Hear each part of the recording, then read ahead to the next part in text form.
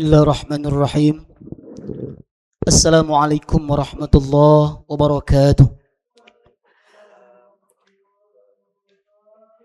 Alhamdulillah hadana ila siratim mustaqim. Asyhadu an la ilaha illallah al-malikul haqqul mubin. Wa asyhadu anna sayyidina Muhammadan abduhu wa rasuluh sadiqul wa'dil amin. Allahumma salli wa sallim wa barik ala sayyidina Muhammad fil awwalina wal akhirin bil mala'il a'la ila yaumiddin. Amma ba'd.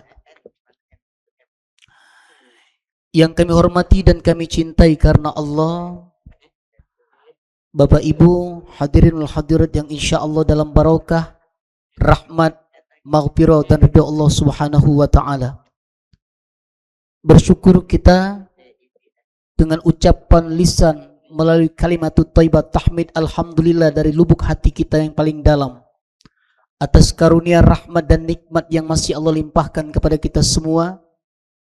Terkhusus Allah masih memberikan kesempatan kita untuk dapat mengisi 1 bulan di antara 4 bulan haram dengan kegiatan-kegiatan ibadah, yaitu bulan Zulhijjah. Kita telah melewati bulan tasyrik atau hari tasyrik, bulan Zulhijjah di hari tasyrik kemarin 13 Zulhijjah dan hari 14 Zulhijjah. Walaupun sudah lewat hari tasyrik, tetapi kita masih berada di bulan yang disucikan oleh Allah, yaitu bulan Zulhijjah. Di dalam surah At-Taubah ayat 36, Inda idatash syuhur indallahi istashara fi kitabil yawma khalaqas samawati wal arda minha arba'atun hurum. Zalika ad-dinul qayyim fala tazlimu fihi anfusakum. Sesungguhnya Allah menciptakan langit, bumi, dan termasuk perputaran waktu dalam 1 tahun 12 bulan. Dan di antara perputaran 12 bulan dalam 1 tahun itu ada 4 bulan yang disucikan oleh Allah, yaitu bulan Zulqaidah dalam hadis Nabi, bulan Zulhijjah, bulan Muharram, dan bulan Rajab. Dan kita berada di bulan Zulhijjah. Bulan kita dianjurkan untuk melaksanakan amaliyah, memperbanyak amaliyah, sekaligus memperbanyak taubat dan istighfar. Mudah-mudahan seluruh rangkaian amal ibadah kita akan diterima oleh Allah dalam keriduannya.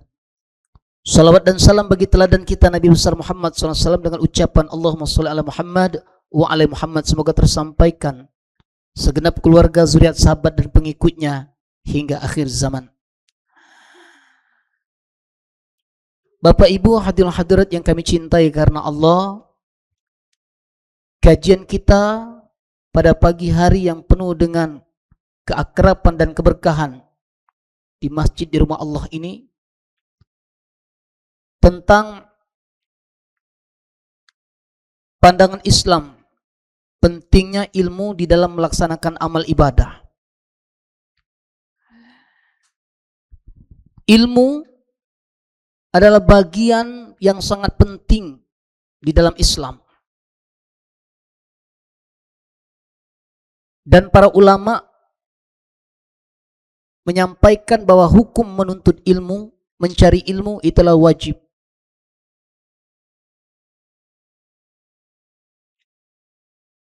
Di antara kewajiban ada yang disebut dengan fardu ain dalam hukum fikih, ada yang disebut dengan fardu kifayah. Fardu ain adalah kewajiban per individu, kewajiban yang tidak bisa diwakilkan kepada yang lain. Ada kewajiban dalam mencari atau menuntut ilmu, ada kewajiban dalam ibadah. Kewajiban dalam ibadah diantaranya sholat, puasa, dan itu tidak bisa diwakilkan karena ibadah per individu. Sementara ada sholat yang bisa diwakilkan kepada orang lain, di antara sholat janazah, hukumnya fardu kifayah. Kalau sudah dilakukan oleh seseorang, maka yang lain sudah terbebas dari dosa. Begitupun dengan ilmu. Ada ilmu yang wajib ain, fardu ain hukumnya. Wajib tiap-tiap muslim melaksanakannya. Apabila tidak, maka akan dipertanggungjawabkan terhadap amal ibadah yang dilakukannya selama hidup. Akidah dan syariat, tauhid dan fikih, itu wajib ain hukumnya. Untuk belajar ilmu agama terus mempelajari ilmu tauhid dan mempelajari ilmu fikih, ibadah dan akidah. Sementara ilmu-ilmu yang lain, ada ilmu agama yang tidak semua orang wajib mempelajarinya, tapi harus ada yang mempelajarinya. Di antara ilmu waris, itu ada orang-orang tertentu, kita tidak wajib mempelajarinya, tapi harus ada yang mempelajarinya. Hukumnya fardu kifayah. Qiraah, ilmu tajwid. Untuk belajar fardu kifayah. Kalau sudah ada yang belajar, maka kita sudah terbebas dari dosa. Tapi kalau tidak ada yang mempelajarinya, maka semua akan mendapatkan dosa. Tapi untuk membacanya menjadi fardu ain. Begitu usul fiqh dan lain sebagainya. Termasuk ilmu-ilmu dunia. Kedokteran, fisika, matematika, bahasa Inggris. Hukumnya itu fardu kifayah. Kita tidak wajib secara individu, tapi apabila sudah ada yang mempelajarinya, kita sudah terbebas dari kesalahan. Tetapi harus ada yang mempelajarinya. Kita perlu orang yang ahli kesehatan, kita perlu orang yang ahli pertukangan, tetapi tidak semua orang diwajibkan. Kalau wajib, jatuhnya dosa semua kita, karena banyak yang tidak tahu kita ilmunya itu. Nah, mengenai masalah wajib ain, terutama ilmu ini, termasuk ilmu tauhid, itu wajib ain. Setiap orang wajib mempelajarinya tentang ketuhanan. Fikih wajib tiap-tiap orang untuk mempelajarinya. Mengenai masalah sholat, mengenai masalah puasa, dan ibadah-ibadah yang terusus kita laksanakan dalam rangka untuk menyempurnakan nilai-nilai ibadah di hadapan Allah, tentunya dengan ilmu. Makanya Rasulullah SAW menyatakan dalam hadis riwayat Ibnu Majah, talabul ilm fardhah ala kulli muslim. Mencari ilmu itu wajib tiap-tiap orang-orang muslim. Dan menuntut ilmu atau mencari ilmu ini Bapak Ibu sekalian, bukan sampai pintar. Mencari ilmu, menuntut ilmu itu bukan sampai pintar. Bukan batas sampai usia tua, tapi sampai mati.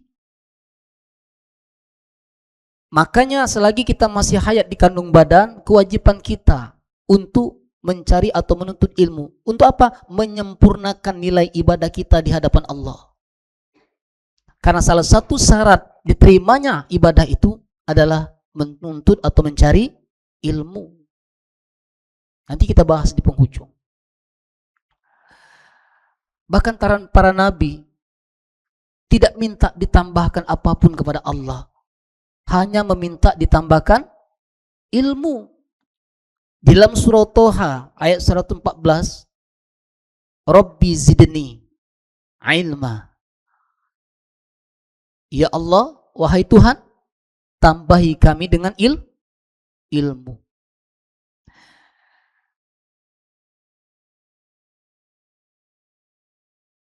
Bapak sekalian yang kami hormati dan kami cintai karena Allah, kenapa ilmu itu penting? Terutama ilmu akidah dan syariat untuk ibadah kita. Ini akan kita bahas pada kajian pagi hari ini. Yang pertama, untuk menghindari dari kesesatan. Karena inilah membedakan kita dengan hewan. Kalau orang yang tidak punya ilmu, maka yakin seyakin-yakinnya pasti akan menjurus kepada kesesatan. Salah di dalam melaksanakan amal ibadah.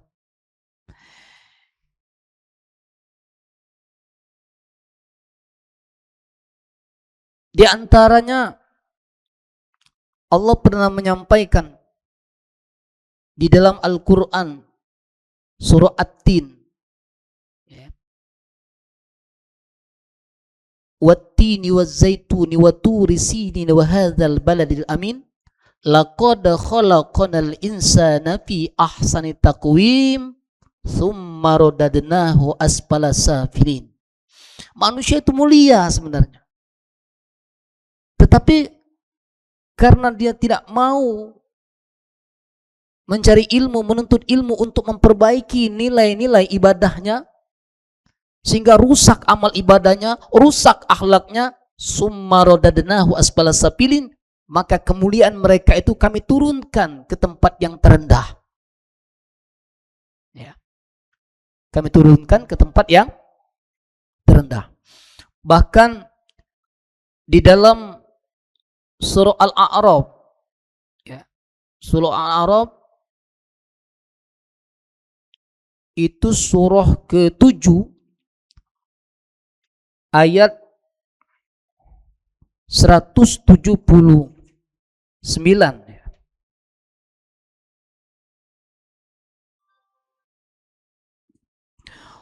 A'udzu billahi minasyaitonir rajim. Walaqad zara'na li jahannama katsiran minal jinni wal ins lahum qulubun la yafqahuna biha walhum a'yunun la yubsiruna biha walhum adhanun la yasma'una biha ulaika kal an'ami bal hum adall ulaika humul ghafilun. Dan sungguh akan kami isi kebanyakan dari neraka jahanam itu terdiri dari golongan jin dan manusia. Kenapa? Karena mereka memiliki hati tetapi tidak dipergunakan untuk memahami ayat-ayat Allah. Mereka memiliki mata tetapi tidak dipergunakan untuk melihat tanda-tanda kekuasaan Allah. Dan mereka memiliki pendengaran tapi tidak mau mendengarkan ayat-ayat Allah. Mereka seperti hewan ternak. Ulaika kal an'ami bal hum adall ulaika humul ghafilun. Mereka itulah orang-orang yang lengah, orang-orang yang sesat. Jadi kalau kita diberikan oleh Allah akal, pikiran, mata, hati, telinga untuk mempelajari ayat-ayat Allah, lalu kita salah gunakan, tak ubahnya kita seperti hewan karena sesat. Apalagi sekarang Bapak sekalian sudah zaman canggih ini. Medsos itu tidak kita bisa lepas dari kita. Hati-hati medsos itu. Orang sekarang lebih gampang, pergaulan lebih mudah, silaturahim lebih mudah, banyak grup-grup di WA misalnya. Di situ bagus, intinya untuk silaturahim. Tapi bisa tidak menjadi perpecahan?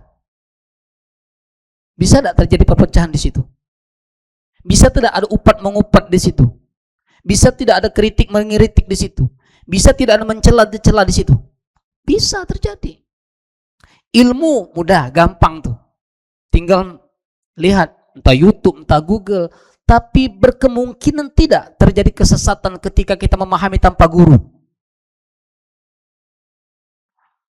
Apakah 100% ketika kita melihat di YouTube atau di Google itu bisa kita amalkan? Ragu tidak Bapak Ibu sekalian? Kan seperti itu terjadi sekarang. Saking mudahnya orang berat untuk hadir ke majelis, tapi cukup melalui Google dan YouTube. Google itu kalau dibuka, dibuka, apa yang kita akan buka? Semuanya keluar. Tanpa tahu siapa yang membuat di situ. Katakanlah ada sumber, tapi pernahkah ibu mengecek sumbernya itu? Umpamanya. Ibu buka tuh, hukum ini misalnya ya, hukum ibadah ini. Kan ada tuh, keluar. Ibu ya, tekan, keluar tuh. Satu, seluruh tulisan keluar. Di bawahnya kata ada sumber. Pernah ada ibu mengecek sumber itu? Pernah? Umpama kitab Bidayatul Hidayah, pernah ibu pegang kitab Bidayatul Hidayah? Itu masalahnya, Bu. Kalau kami pribadi, Bu, begitu buka, itu harus ada kitab. Sama tidak dengan yang ada di kita buka itu. Karena banyak yang keliru. Ada yang salah terkadang. Ternyata yang kita buka di situ tidak sama dengan yang ada di buku. Itu yang dikhawatirkan. Belum lagi terjebak kepada hal-hal yang bisa menyesatkan akidah kita.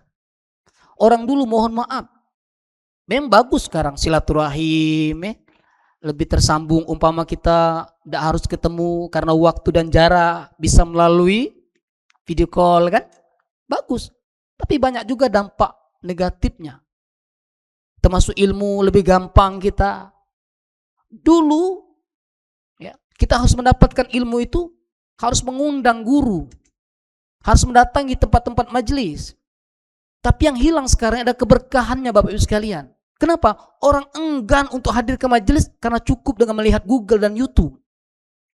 Yang mana yang hilang? Keberkahannya yang hilang. Apakah tidak boleh, Ustaz? Boleh. Tapi jangan sampai dijadikan patokan fokus mendasar tanpa harus belajar lagi kepada guru. Karena nanti suatu saat ibadah kita, ilmu kita akan dipertanggungjawabkan di hadapan Allah kepada siapa kita belajar ilmu ibadah itu.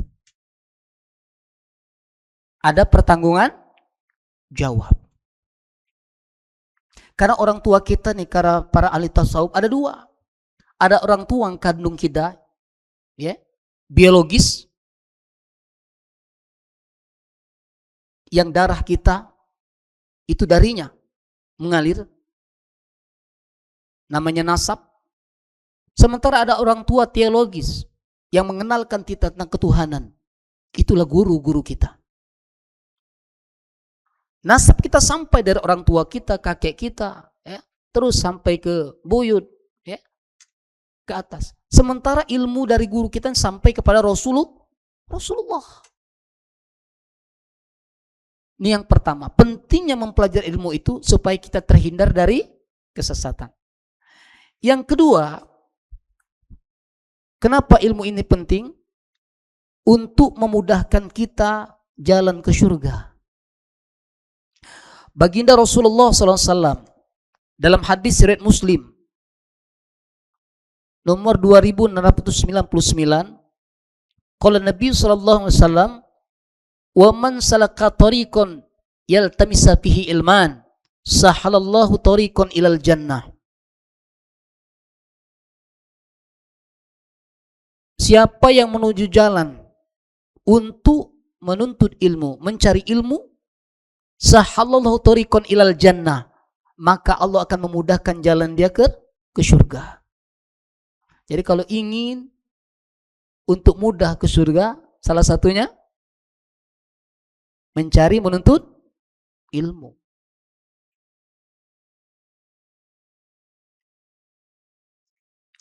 Bapak sekalian yang kami cintai karena Allah,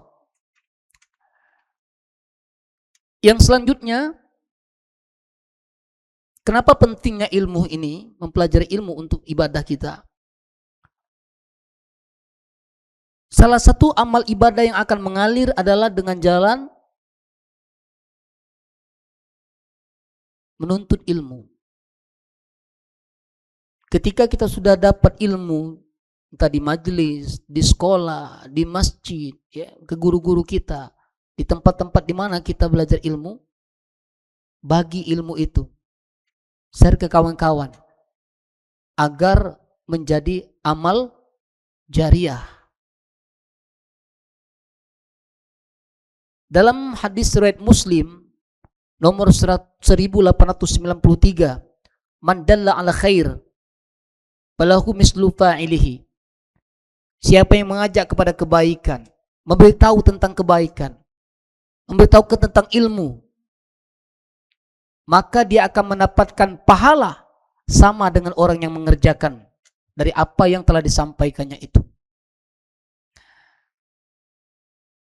Aku mengajarkan tentang ilmu, ngajak kepada ibu bapak sekalian. Lalu apa yang aku ajak ini, ibu melakukannya, aku akan mendapat kebaikan. dari ibadah yang ibu lakukan. Ngajar ke tentang sholat nih. Kemudian lantaran ilmu, ibu sholat dengan benar nih. Aku akan mendapatkan pahala dari ibadah sholat yang ibu lakukan. Karena ibu bisa melaksanakan sholat itu karena mendapatkan ilmu. Begitupun ibu. Ibu ngajarkan kepada anak, nah ini nak cara sholat yang benar, saya dapat dari guru, begini sholat yang benar. Lalu anak ibu melaksanakan sholat. Ibu akan mendapatkan pahala sholat dari anak ibu tanpa mengurangi pahala dari anak ibu tadi. Anak ibu tadi lalu ngajak lagi kepada kawannya, kawan, aku dapat pelajaran dari ibu dapat pelajaran dari guru, begini sholat yang benar. Maka anak ibu akan mendapatkan pahala dari sholat yang dilakukannya itu tanpa mengurangi pahalanya. Pahala mengajak kepada kebaikan. Ilmu tadi mengalir tuh. Bahkan lebih tepat lagi, baginda Rasulullah SAW pernah menyampaikan dalam hadis Sahih Muslim nomor 1631, iza matal insan in qata amaluhu illa min thalath. Kalau manusia itu sudah meninggal dunia, terputus semuanya kecuali salah, 3. Shadaqatin jariyah, sedekah jariyah, atau ilmu yang tafa'u bih, ilmu yang bermanfaat, aw waladun sholih yad'ulah, anak yang soleh dan soleh yang senantiasa mendoakan kedua orang tuanya. Di antaranya ilmu yang bermanfaat. Apakah kita harus jadi ustadz? Enggak. Apapun ilmu yang kita dapat, kita ajarkan kepada yang lain, kita meninggal, itu akan terus mengalir. Jadi salah satunya pentingnya ilmu itu supaya kita mendapatkan amal jariyah. 3. Yang keempat, pentingnya ilmu untuk menyempurnakan akhlak. Maka Imam Malik mengatakan, pelajari ilmu itu, terutama ilmu adab, ilmu akhlak, nanti baru mempelajari ilmu lain. Ternyata ilmu ini ada ilmu akhlak.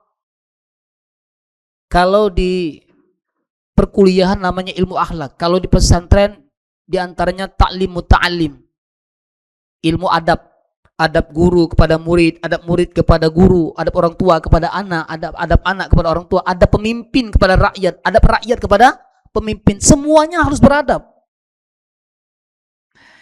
Ini kadang-kadang pincang, tidak adil. Anak disuruh beradab kepada orang tua, tapi orang tua tidak punya adab. Murid disuruh beradab kepada guru, sementara guru tidak beradab kepada murid. Keduanya tuh harus ada. Jadi tahu, istri beradab kepada suami, suami beradab kepada istri. Semuanya memerlukan akhlak. Bahkan dengan Allah pun ada adab, ada akhlak. Makanya kenapa di dalam Islam, Bapak Ibu sekalian yang kami hormati dan kami cintai karena Allah, ada namanya iman, ada namanya Islam, ada namanya ihsan. Ada orang yang beriman, tauhidnya benar, Islam, syariatnya benar, sholatnya benar, tapi tidak ihsan. Kenapa? Tidak berakhlak. Contohnya mana Ustadz? Contoh, sholat nih. Kami bapak-bapak ini, auratnya dari pusat ini sampai ke lutut. Umpama sholat, ya, tidak pakai baju nih, ya, pakai celana saja. Kalau zaman dulu ada yang namanya celana jojor, di atas perut, kaki kan, tutup. Dalam fikih sah enggak? Sampai di bawah lutut, pusat tertutup, tidak pakai baju, bapak-bapak sholat, sah? Secara fikih sah, tapi tidak ihsan, tidak ada adab dengan Allah. Kita kondangan bu, Masya Allah, kondangan ini yang paling banyak beringkas ibu-ibu. Lama beringkas itu bu, kondangan itu. Lama betungan ibu-ibu itu, apalagi sempat masuk salon. Paling tidak sejam nunggu dulu bapak-bapak itu. Ya. Untuk apa tuh? Untuk menghadap kepada manusia. Minyak wangi setengah botol habis. Baju yang terbaik, sepatu-sepatu yang terbaik, kado yang terbaik, penampilan yang terbaik untuk menghadap manusia. Menghadap Allah.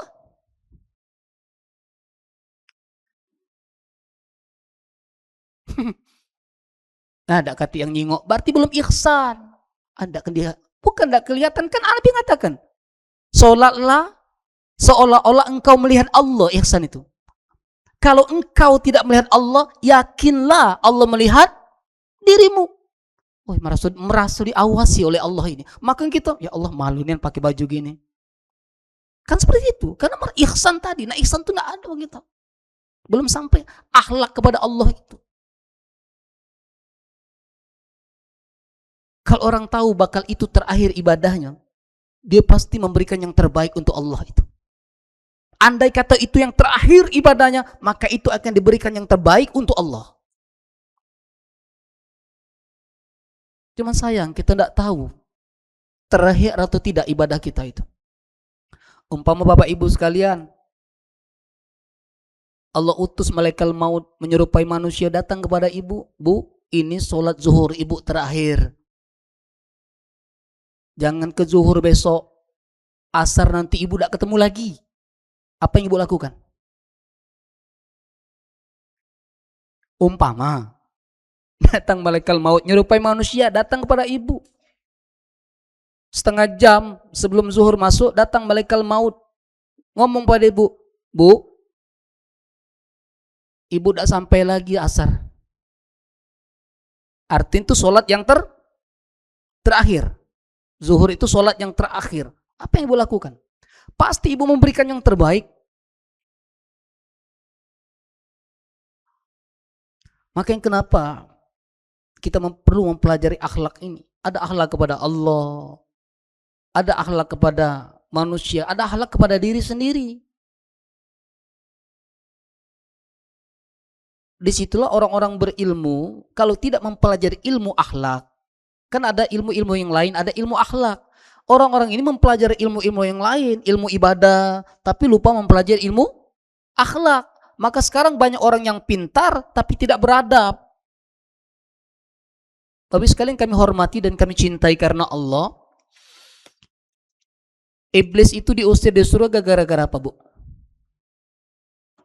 Halo? Iblis itu diusir oleh Allah dari surga gara-gara apa? Gara-gara sombong. Berarti tidak berakhlak. Orang yang sombong itu tidak punya akhlak.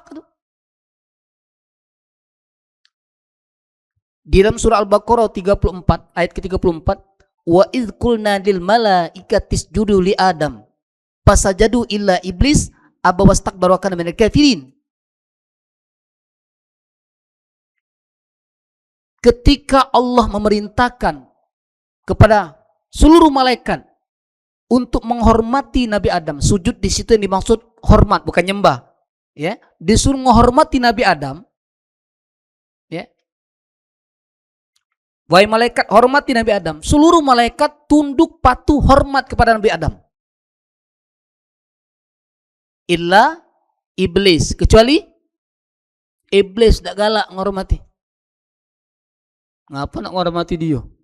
Pintar-pintarlah aku, tua-tualah aku. Ya, kan itu. Aba wastakbar, dia sombong kata Allah. Makanya milik kafirin, termasuk golongan orang-orang kafir, orang-orang yang ingkar. Kita dianjurkan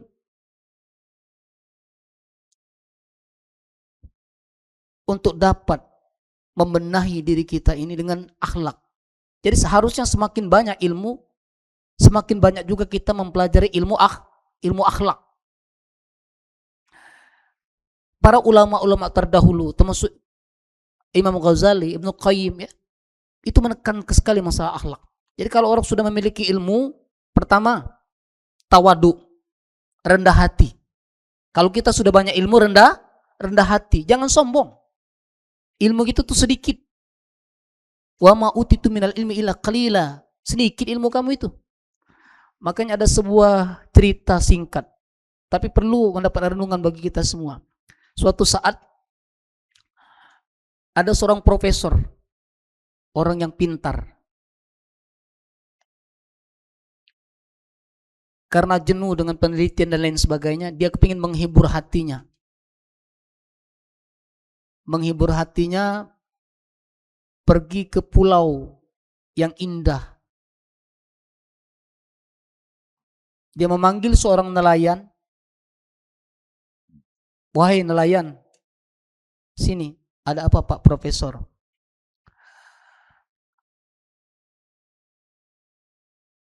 Aku bayar engkau. Ya. Temani aku, bawa aku melalui perahu layarmu ini, ya, mengelilingi pulau ini. Aku ingin melihat pemandangan yang indah. Ku bayar. Seharian ku bayar. Boleh, nelayan. Akhirnya nelayan tadi berlayarlah melalui sampan perahu kecil itu yang diikuti oleh profesor tadi. Menikmati pemandangan. Di sepanjang perjalanan, profesor bertanya kepada si nelayan tadi. Nelayan, iya Pak Profesor. Kau ini kan nelayan? Iya. Lalamu jadi nelayan? Lalamu, bahasa kita ya. Selama kau hidup, pernah tak engkau belajar ilmu filsafat? Namanya lagi bingung bu, dia apa dia? Nelayan ilmu filsafat ini? Enggak pernah. Tahu tak ilmu filsafat? Enggak tahu. Hanya yang pintar yang tahu. Aku enggak tahu. Ya gawi dia nelayan baik. Enggak tahu. Selama hidupmu sampai usia kamu sekarang ini, tahu enggak ilmu fisika? Tambah jauh ilmu fisika. Apa pikir nelayan ilmu fisika ini? Gawi dia tahunya dengan iwak baik. Mancing, ya kan? Nelayan. Enggak tahu jadi, enggak tahu. Enggak pernah belajar. Enggak ketik waktu dan memang aku enggak tahu ilmu itu. Bahasanya lagi pening. Apalagi ilmunya. Atau pernah enggak engkau belajar ilmu bahasa asing? Nah, tambah jauh. Bahasa Inggris, bahasa Perancis, bahasa Arab, bahasa Jerman, bahasa Jepang, bahasa Cina. Enggak tahu. Apa aja profesor? Seperti meremehkan. Sayang.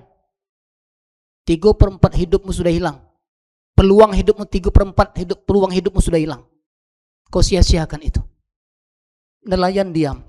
Tidak banyak bunyi. Tidak lama setelah itu Bapak Ibu sekalian, gelombang datang. Bayangkan ada gelombang kecil datang, perahu namanya perahu. Oleng. Si profesor pucat raya. Nelayan nyaman-nyaman saja. Apa jawab nelayan? Pak Profesor, mohon maaf, dengan bahasa yang halus dia sampaikan. Ini baru gelombang kecil. Berdasar pengalaman aku selama aku menjadi nelayan, akan datang gelombang besar lagi. Dan ketika gelombang besar itu datang, maka aku khawatir perahu ini pasti akan oleng, dan begitu oleng akan karam, dan kita semua akan terbenam. Aku tanya kepada Pak Profesor, pernahkah Bapak belajar berenang? Profesor terpucat, aku tidak bisa berenang. Apa dari cerita ini? Apa yang bisa kita ambil dari cerita ini?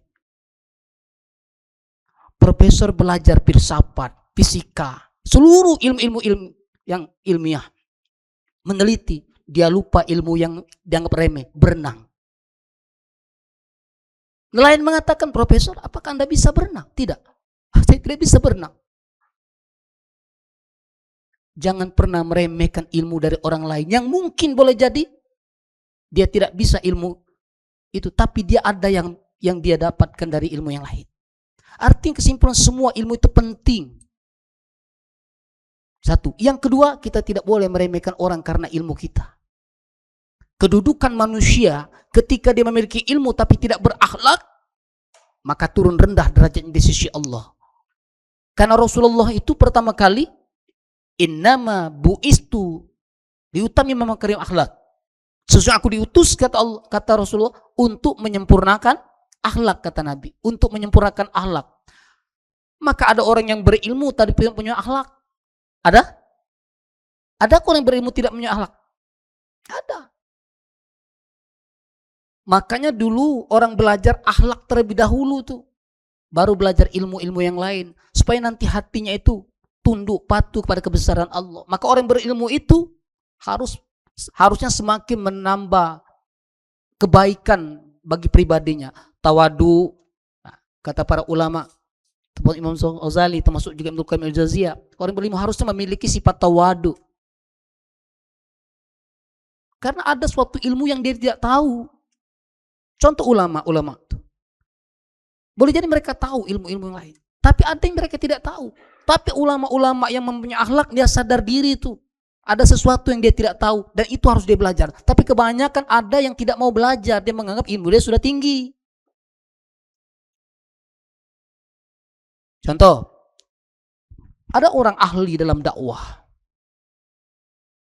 Kemana-mana dia dakwah. Ketika membaca Al-Quran banyak salah. Timbul omongan dari jemaah. Masa Ustadz kok ceramahnya bagus, baca Qurannya salah? Ketika mau dibenari, mau diperbaiki, apa yang terjadi? Marah, tidak mau nerima. Muncul kesombongan dalam hati. Itu yang kita khawatirkan. Orang yang berakhlak akan menerima, berlapang dada menerima itu. Wa ma utitum minal ilmi illa qalila. Sedikit sekali yang Allah berikan ilmu. Bukan ini saja, bahkan para ulama saja, bahkan di contoh-contoh sejarah seperti Nabi Musa pernah keceplosan, tidak ada yang lebih pintar dari saya dibanding orang-orang Bani Israel ini. Ditegur oleh Allah Nabi Musa alaihissalam. Ketika didatangkan, dihadirkan oleh Allah Nabi Khidir. Ada yang lebih pintar, yaitu Nabi Khidir. Makanya Nabi Musa berguru kepada Nabi Khidir. Nabi saja ditegur, Bapak Ibu sekalian. Apalagi semua ulama.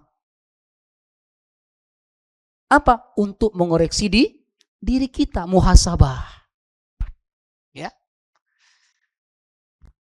Jadi orang-orang yang berilmu itu harusnya memiliki akhlak. Makanya pentingnya ilmu itu agar bertambah ilmu, bertambah juga akhlaknya semakin baik. Di antaranya tawadu, mengamalkan ilmunya itu, jangan sampai tidak diamalkan.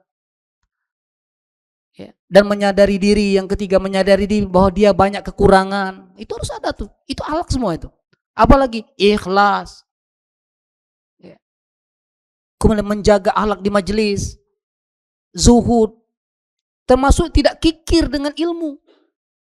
Ada orang yang kikir dengan ilmu tuh ada.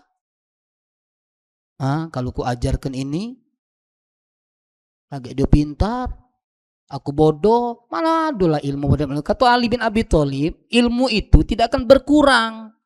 Makin diajarkan, makin banyak ilmunya. Bukan uang. Kalau uang tuh diberikan orang, hilang.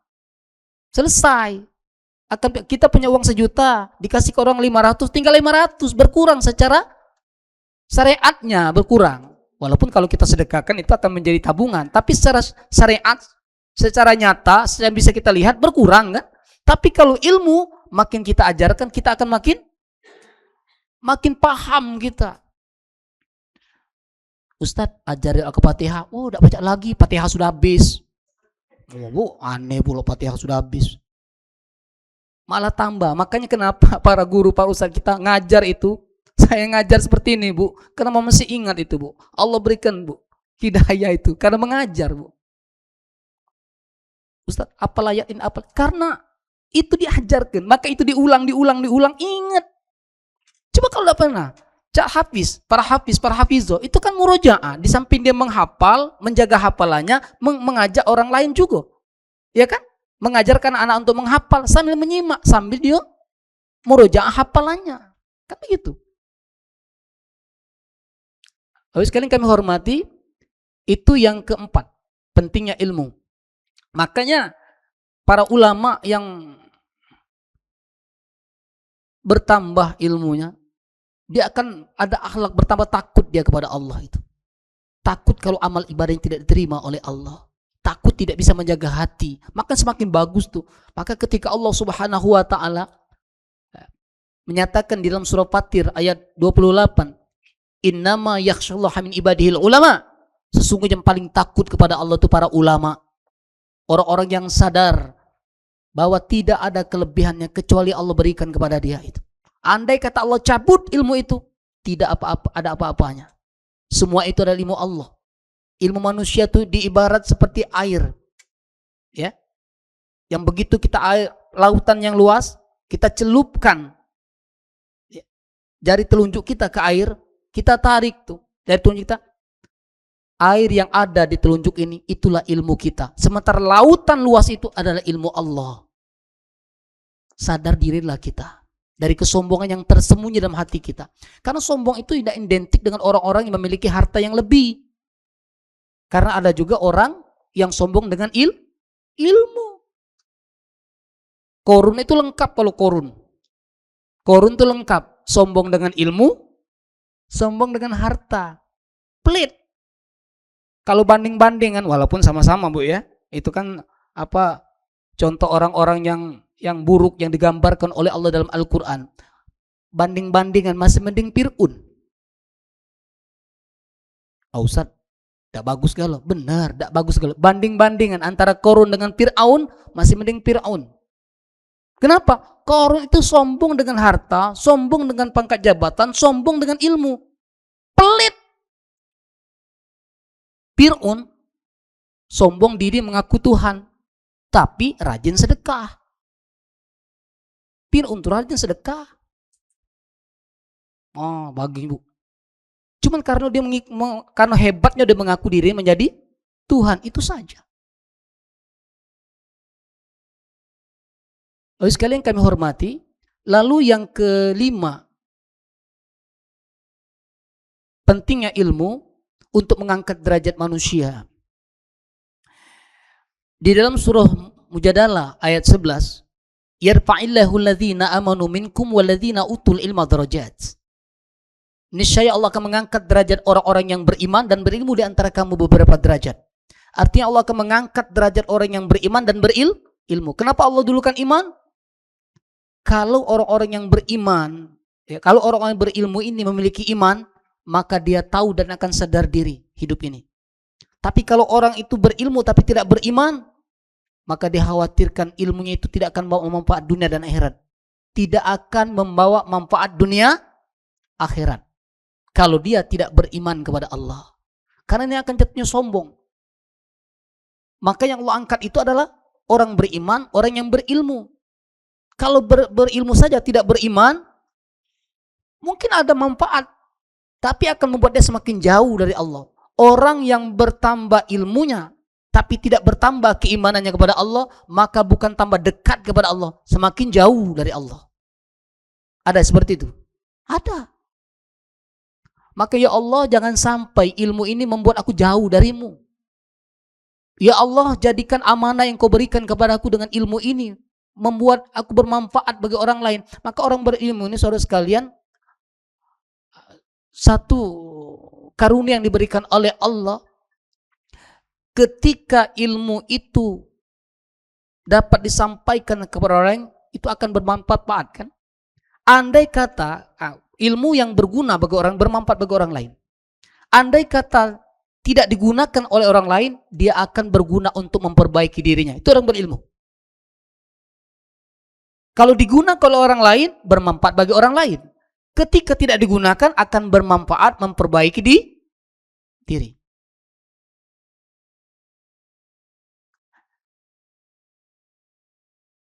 Kemudian yang ke-6, ya, syarat diterimanya amal ibadah. Ya, pentingnya ilmu adalah syarat diterimanya amal ibadah. Di dalam surah Al-Isra, surah ke-17 ayat 36, Allah Subhanahu wa ta'ala menyatakan, wala taqfu ma laisa laka bihi ilmun innas sam'a wal basara wal fu'ad.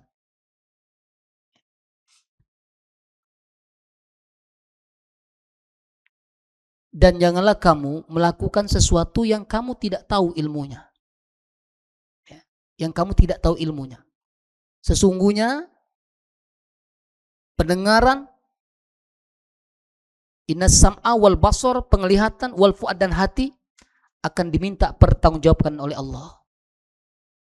Jadi jangan pakai ilmu yang disebut dengan MM sama NN. Apa Bu ilmu MM sama NN tuh? Macak-macak sama nebak-nebak.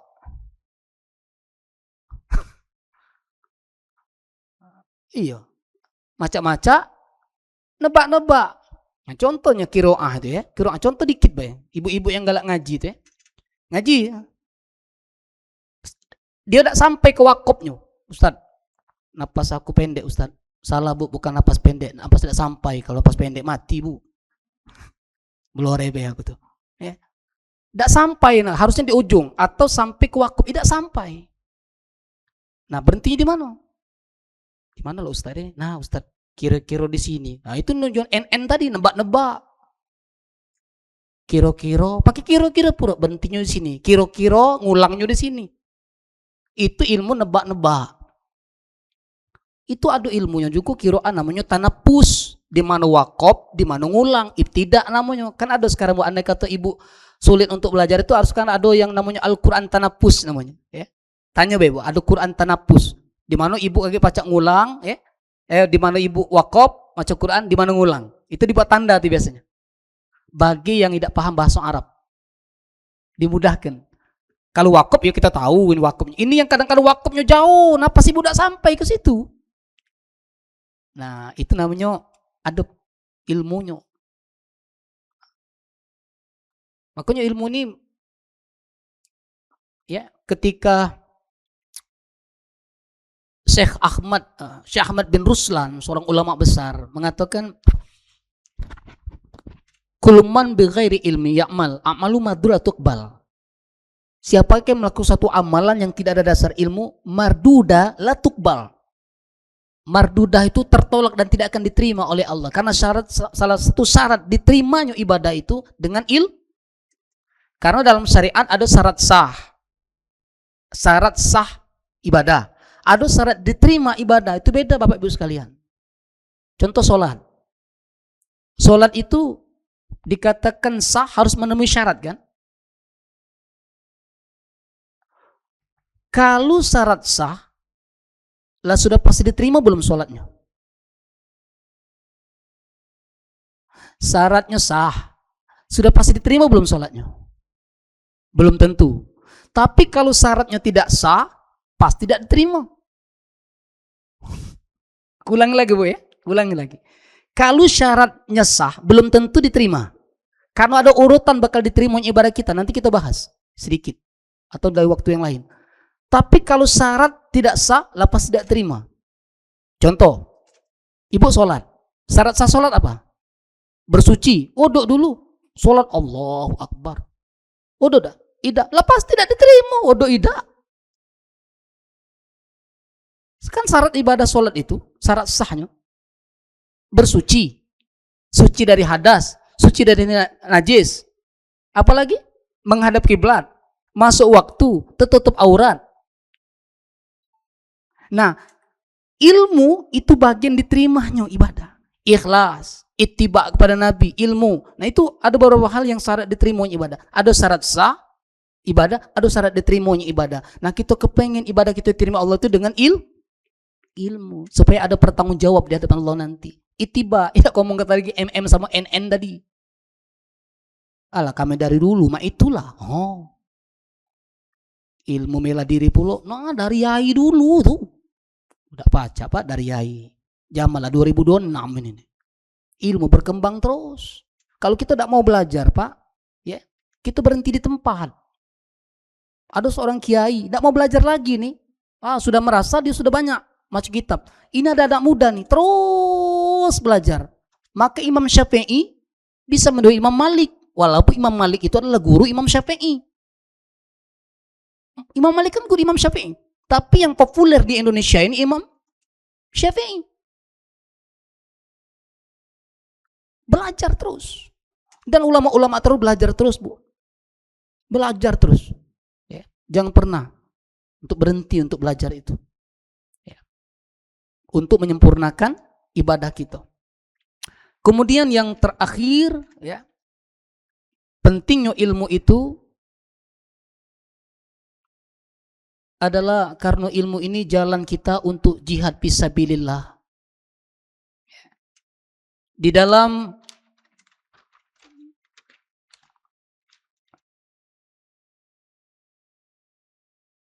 sebuah hadis ya, bahwa Rasulullah SAW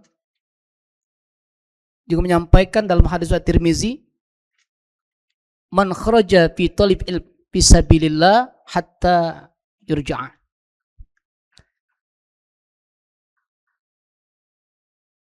Siapa yang keluar dari rumah untuk mencari ilmu, menuntut ilmu, sama dia jihad fisabilillah sampai hingga dia pulang. Jadi kita ini sedang jihad nih. Jihad ini sampai kita pulang dari perjuangan, dinaungi oleh malaikat, dan sepanjang perjalanan akan dicatat sebagai pahala. Andai kata mati dalam perjuangan, mati syahid. Iya Bu, kita nih Bu, andai kata mati kita, ya, kita sama dengan mati syahid, mati berjuang di jalan Allah. Apalagi ilmu-ilmu akidah syariat yang kita pelajari ini. Ini pentingnya Bu. Sama nilainya. Makanya kenapa jangan berhenti menuntut ilmu itu untuk mendapatkan pahala syahid fisabilillah. Imam Ghazali menyatakan, menuntut ilmu adalah takwa. Menuntut ilmu adalah takwa. Mengulang-ulang ilmu adalah zikir. Mengamalkan ilmu adalah ibadah, dan mencari ilmu adalah jihad. Menuntut ilmu adalah takwa, mengamalkannya adalah ibadah, mengulang-ulangnya adalah zikir, dan mencari ilmu adalah jihad. Apa beda menuntut dengan mencari? Di awal disebut menuntut ilmu, di akhir disebut mencari. Kalau menuntut, itu langsung hasil pengen kita dapatkan. Tapi kalau mencari, ada proses perjuangan di situ. Maka disebut mencari ilmu adalah jihad. Ada orang kan menuntut ilmu, hasil. Kalau aku sudah selesai, dapat gelar. Doktor. Akhirnya tidak mau belajar lagi. Yang tadi doktor masih belajar. Masih belajar karena kepengen mendapatkan nilai jihad fisabilillah. Terakhir, kenapa kami mengatakan bahwa menuntut ilmu adalah bagian ibadah jihad juga, digandengkan dengan perang membela agama Allah. Sampai ada sebuah ayat di Al-Quran surah At-Taubah surah ke-9 ayat 122 itu yang intinya ya, bahwasanya Allah Subhanahu wa taala mengatakan jangan seluruh ke medan perang itu. Hendaklah sebagian kamu mempelajari ilmu agama. Silakan Ustadz ini. Silakan baca surat yang terakhir ya sebelum kita tutup. At-Taubah 122. Kenapa? At-Taubah surah ke-9 ayat ke-122.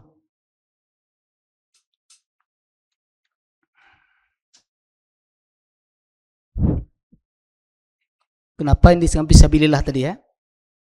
Artinya ya boleh.